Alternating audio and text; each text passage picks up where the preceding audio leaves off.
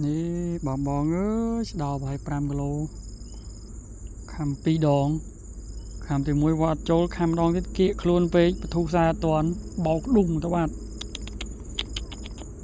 នេះមិនតុងខ្ទេចមកវាខំអត់ចូលផ្លែបងប្អូននេះវាខំចំកណាត់នេះក្រោមផ្លែមិនតិចដល់បងប្អូនអើយខ្ទេចតុងអត់លីងនេះប្រឡងយកដៀបថ្ងៃមុនបាន1 កន្លះគីឡូ2នេះខំគិនខ្លួនពេកបងប្អូនអើយបធុខ្សែអត់តាន់ក្ដុង2ដងម៉ែត្រីចូល5គីឡូបងប្អូនអើយមកក្តឹងងៀត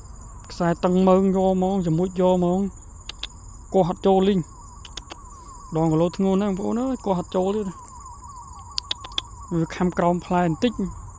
បើខំក្បាលតុងនេះចូលផ្លែបាទអូដល់កបងប្អូនអើយស្ដាយមែនតើនេះ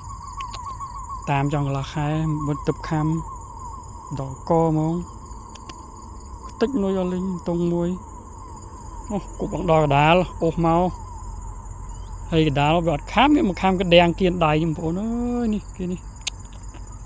ដាំងមិញ2ដងអត់ចូលឥឡូវស្ងាត់បាត់ហើយបងប្អូនណាដឹងនៅដឹងអត់ទេនេះចាំមើលគប់លេងទៀតមើលបើនៅទៀតអាចខំទៀតភាសានេះវាប្រហែលអាចចូលខំ2ដងបងប្អូនអើយនឹងកូនច្រើនបងប្អូន